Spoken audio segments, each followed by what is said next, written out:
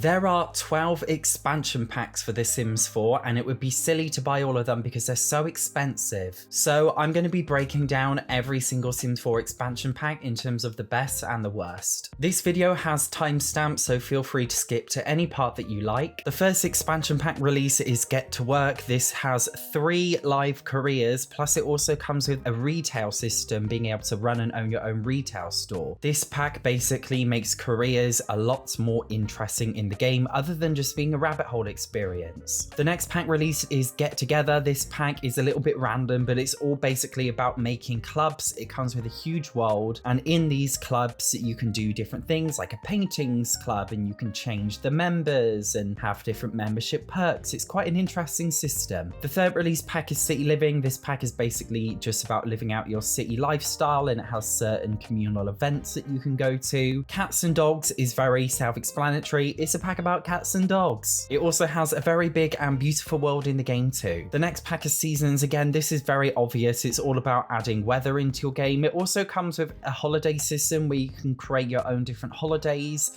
and create your own traditions for your Sims to celebrate. The next release pack is Get Famous. This whole pack is centered around becoming a celebrity and living out the rich and famous lifestyle. The next one is Island Living. Island Living is an expansion pack that's basically just about living on an island. Just like City Living's about living in a city, Island Living has the exact same concept but just applied to an island. It has island events. It also has a live career surrounding cleaning up the environment and pollution and things. Quite fun. The next release pack is Discover University, and this one is just about going to university as well as just studying. You can also have university parties, you can join a secret society, or you can join normal societies. It's quite fun. The next pack is Eco Lifestyle. This is a pack about being environmentally friendly and making sure that you clean up the environment and making the world of Eco Lifestyle look prettier. Next we have Snowy Escape. Just like City Living and Island Living, this is one of those living packs, but instead it's based in Japan. It's all about living out a Japanese lifestyle. It also has a lot of lifestyle activities like rock climbing and skiing, and it comes with some in-town events too in the world. The next one is Cottage Living. This is another living pack, but it's inspired by the UK. It comes with a slight overhaul to farming. It also comes with the ability to raise animals if you're into farming. And then the next release pack, which is the final release pack for The Sims 4 so far, is High School Years. High School Years is centered around teen life. You're able to follow your Sims to school, spend the entire day with them. It also comes with a couple of careers for high school students, as well as prom and things like that. Before we look at gameplay, I would first like to look at CAS and build by. I actually created a chart here comparing all of the Sims 4 expansion packs. As you can see, all of them contain more build by than CAS. However, there are some weaker ones versus stronger ones. As you can see, Get Together has the most build by assets, followed by Cats and Dogs. So in terms of build by, what are the best and worst expansion packs? Firstly, I would say Get Together is the best pack for build mode, and that's because firstly, it comes with a huge world. You've got a modern district, a traditional Germanic looking district,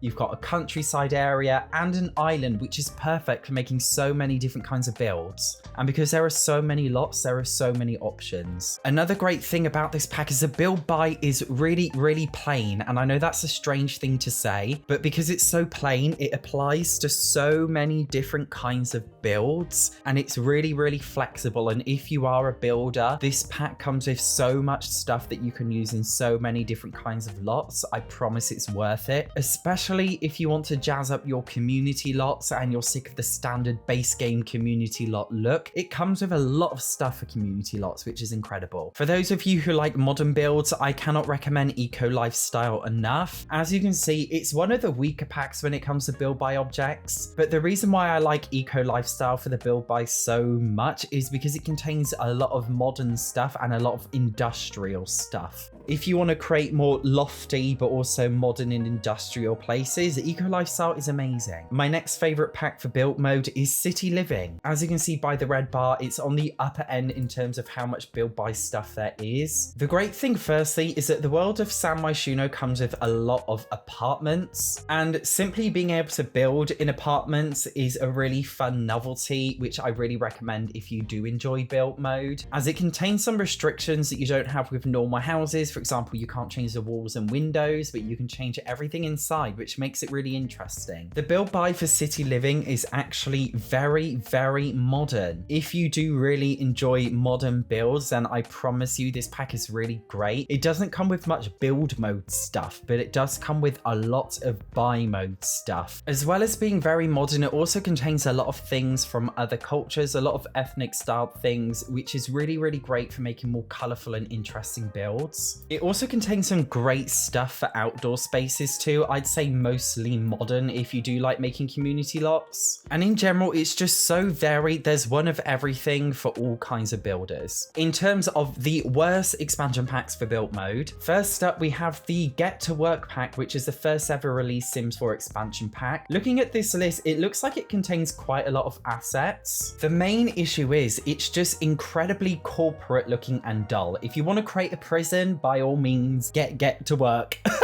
It is very good for prisons, but for everything else, it's not very nice. It does contain quite a few shop signs, so if you like the idea of making community lots with shops or cafes, for example, you might get some use out of this pack, but it's not very nice for build mode. The next pack that I really do not like for build mode is the Seasons pack. The Seasons pack is one of the most popular packs in the entire game, but when you look, it doesn't really contain that much stuff compared to the other packs. But the build mode is filled with a lot of junk. For example, we have 8 ice skating rinks. Also, a lot of the build objects, the designs are okay, but the color swatches are horrific. I have never seen color swatches so bad in all my life, and even though some of the designs are nice, it's really, really difficult to create a nice looking space using all of this stuff because it's just way too wacky and out there, and a lot of it doesn't really fit a coherent theme. Obviously, it contains seasonal stuff, which is directly related to the season's gameplay, but the actual build mode stuff itself just isn't nice. The next pack I really don't like very much for build mode is Discover University. Firstly, all of the architecture like windows, doors, pillars, columns, these all suit creating a university, but The Sims 4 Discover University is mostly a rabbit hole experience, so you'll never really find you'll use much of the architecture from build mode. And the buy mode stuff is just very unflattering. Now granted, real life university dormitories are horrifically ugly and plain, so in that sense it's realistic, but in The Sims 4, if you want to create nice looking builds, it just doesn't really come with nice stuff. A lot of it's very overpowering and very weird and very tacky looking. So taking a look at CAS mode, as you can see on my chart, CAS is a lot lower than build buy, but don't let that put you off. As you can see, the strongest ones in terms of numbers are Get to Work, Cats and Dogs, and High School Years, although they're not necessarily the best. Taking a look at my top 3 packs for CAS, first we are going to start with High School Years, and as you can see, it does come with a large number of assets. Most of the stuff in this pack relates to Gen Z fashion, which I know some people love, other people hate, but most of this stuff is very, very high quality and it fits the theme of Gen Z or teens very well. I promise you, it contains so much nice stuff. Some of it is a little bit crazy and out there, but for the most part, I think you will really, really enjoy all of the stuff from this CAS, and it is very varied in terms of different kind of styles and designs. It contains tons of hairstyles. Most of them I'd say are actually really nice looking. It does contain significantly less for male Sims, I will be honest, as most Sims 4 packs do, unfortunately, but for what it's worth, a lot of the men's stuff is okay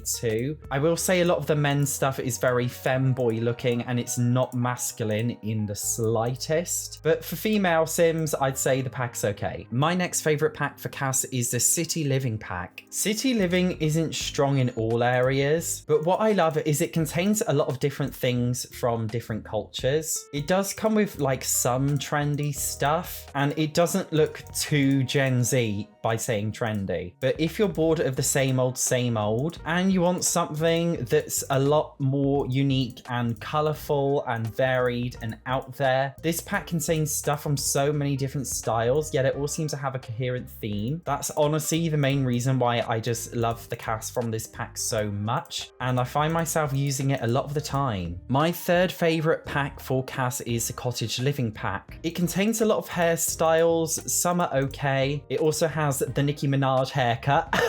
This one is not like ultra fashionable and trendy, but what I like about it is it has a really strong coherent theme of countryside stuff. If you prefer the more like dainty country look that's a bit faded, I cannot recommend this pack enough. It contains so many different nice things. I will admit for male Sims, it doesn't contain that much. I do really love the hairstyle though that comes in this pack. Some of the stuff is okay, although again, it does fall short unfortunately in terms of having less stuff, but still I really love it for both male and female Sims. So in terms of packs I really hate for CAS, first up we have Get Together. Get Together has a relatively small amount of CAS, as you can see, unfortunately. Get Together was released at a time when the Sims team were not really fashionable. They didn't really understand how fashion things worked, and I would just say for the most part it's just very plain and it looks very 2002, and that's a very specific thing to say, but I hope you understand what I mean. It does contain a lot of hairstyles for female Sims, most of which I don't really like, and I guess it contains a couple of nice pieces. It's just there are other packs that do a much better job at CAS than the Get Together pack does. The next pack I hate for CAS is Cats and Dogs. Cats and Dogs contains actually one of the highest amounts of CAS compared to all of the packs. Don't get me wrong, the pet side of CAS mode for Cats and Dogs is incredible, absolutely top notch. But when we are looking at human Sims, it does contain a lot of very questionable